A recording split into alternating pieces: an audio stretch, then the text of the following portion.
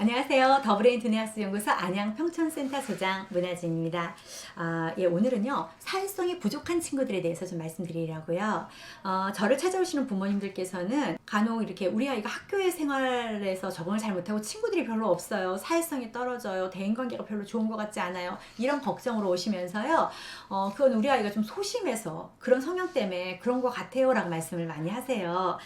그런데요, 이 사람의 성격은 이제 외향적인 것과 그다음에 내향적인 것 두 개로 나눌 수 있잖아요. 그런데 이러한 소심하거나 이런 내향적인 성격하고 산만하거나 활발한 이런 외향적인 성격은 그렇게 우리 아이들한테 크게 사회성과 대인관계에 영향을 미치지는 않아요.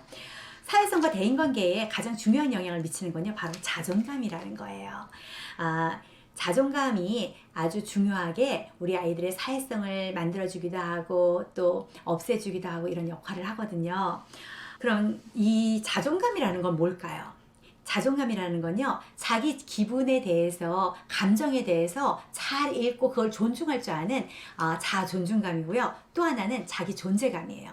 그래서 이런 자존중감과 자존감, 자기 존재감, 이런 자존감이 우리 아이를 사회성을 좋게 만들기도 하고 나쁘게 만들기도 하거든요. 자존감은 그럼 언제 생길까? 사실 이 자존감을 키워주기 위해서 가장 중요한 때는 바로 어릴 때예요. 아이가 태어나서요, 부모님이나 일가 친척들이나 주변에 있는 많은 사람들한테 둘러싸여서 굉장히 사랑을 많이 받고 긍정적인 감정을 주고받고 이런 친구들은요, 아이의 두뇌도 발달하지만 아이들이요, 안정감을 일단 먼저 느껴요. 그런데 이 안정감, 요때 느끼는 이 안정감이요, 우리 아이한테 자존감에 굉장히 중요한 역할을 하는데요. 왜 그러냐면요, 일단 세상이 낯서니까 두렵잖아요. 그런데 이제 안정감을 느끼고 나면요, 궁금해져요, 세상이. 그래서 탐색을 하게 되고 호기심을 느끼는 거죠. 그래서 도전도 해볼 수 있는 기회가 일단 제공이 되기 때문에 그래요. 이런 기회가 제공이 된 아이들은요, 자라서 낯선 환경과 낯선 사람들을 만났을 때도요, 그렇게 크게 동요하지를 않아요. 그래서 이런 어렸을 때 자존감을 세워준 아이들은요, 자기의 뜻을 펼칠 때도 두려움 없이 일단은 해보면서 경험할 수 있는 기회가 많아지는 거죠. 그런데 반대로요, 태어나서 얼마 안 된 우리 아이들이요, 세상에 대한 두려움도 많고요, 그 두려움이 많은 상태에서 안정감을 일단 못 느끼잖아요. 부모나 주변의 손길을 별로 감정을 주고받는 거를 안 해본 친구들은요, 안정감을 별로 못 느끼다 보니까 일단 두려움이 많아요. 세상에 대한 두려움이 많고요. 그렇게 불안전한 감정 속에서 일단은 그러다 보면 현실을 회피하고 싶어 해요. 그래서 방어기제가 발동을 하게 되는 거죠. 그러다 보니까 우리 아이가 성장하는 데 있어서도 굉장히 부정적인 그 반응을 낳기도 하는데요. 다시 한번 말씀드리자면 이걸 정리하자면 어떤 거냐면요, 사회성이나 대인관계는 우리 아이의 성격인 기질, 소심함이나 아니면 활발함, 이런 게 영향을 많이 미치는 게 아니라 자기 존재감이랑 그리고 자존중감인 자존감이 가장 큰 영향을 준다라는 거예요. 일단 우리 아이들을 살펴보잖아요. 아기들을 보면요, 말 못하잖아요. 그죠? 감정 표현하는 거 서툴잖아요. 그래서 우리 아이들과 소통할 수 있는 방법은요, 사실 피부 접촉이에요.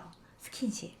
그래서 이 피부로 느끼면서 아이 뇌에 전해진 이 느낌이 중요한데, 이때의 느낌이 긍정적이냐 부정적이냐, 이게 굉장히 중요한데요. 이게 훗날 우리 아이가 사회에 나와서 학교를 가서 뭐 사회에 나와서 사람들과의 인간관계를 맺을 때 아주 중요한 역할을 합니다. 오스트리아의 정신과 의사 선생님이 르네 스피치라는 분이 계셔요. 자, 이분이 굉장히 흥미로운 걸 발견하셨는데요. 전혀 다른 두 환경의 아이들을 한번 살펴봤어요. 하나는 고아원이고요, 하나는 교도소에 있는 재수자들의 아이였어요.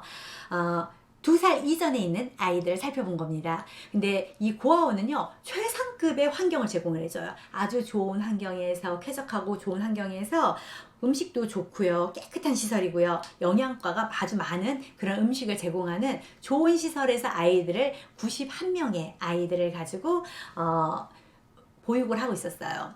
그런데 34명의 아이들이요, 2세 이전에 사망을 하는 일이 있었대요. 그리고 나머지 아이들을 또 살펴봤더니 그 아이들은 전염병이나 영양실조나 학대 이런 흔적이 하나도 없는 거예요.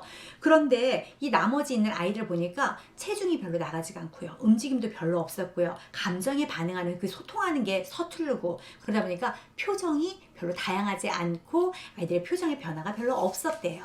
그런데 반면 엄마들과 함께 있었던 이 재소자들의 아이들은 좀 달랐어요. 여기는 이 최상급의 환경도 아니잖아요. 그렇다고 이 아이들한테 맞춰서 아주 좋은 질 좋은 음식을 영양가가 좋은 음식을 제공한 것도 아니거든요.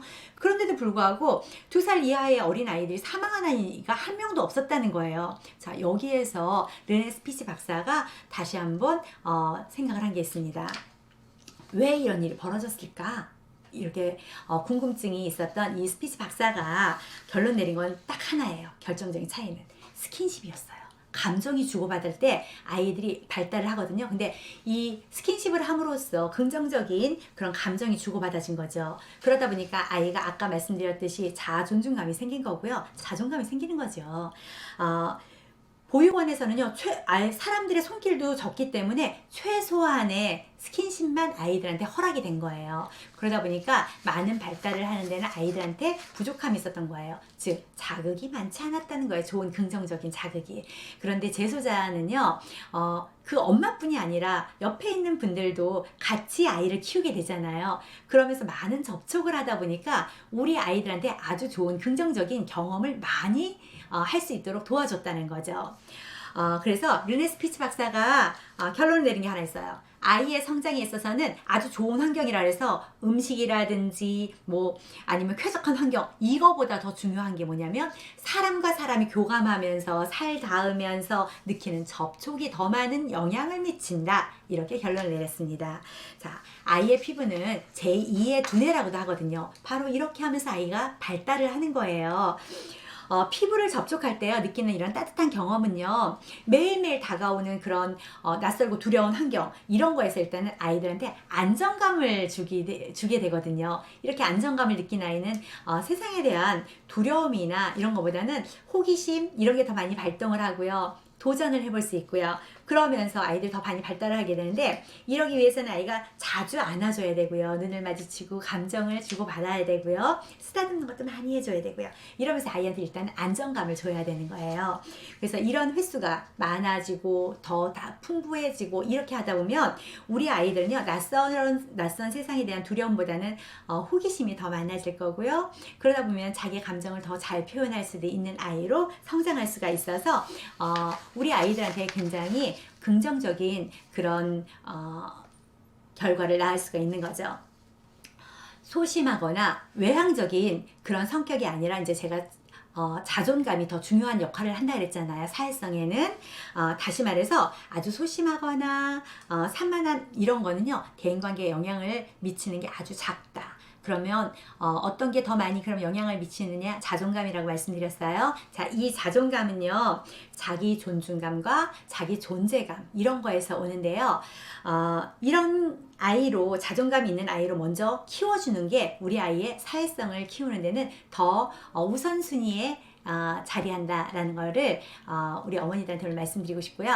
사회성과 대인관계는요, 소심함이나 산만함 이런 성향이 아니라 자기 존중감이 중요한 역할을 한다라는 걸 먼저 생각하시고 우리 아이들을 대할 때 먼저 그 아이의 감정을 이해하고 스킨십 많이 이렇게 해주면서 자기의 존재감을 먼저 깨워주는 거, 그런 걸 해보시면은 우리 아이가 사회성이라든지 인간관계를 맺는 거에 있어서 조금 두려움이 덜하면서 자라날 수 있거든요. 그러면 다음 시간에는요, 제가 이제 우리 아이들이 어떻게 하면 자존감을 높일 수 있는지 그 방법에 대해서 말씀드리겠습니다. 오늘도 감사합니다.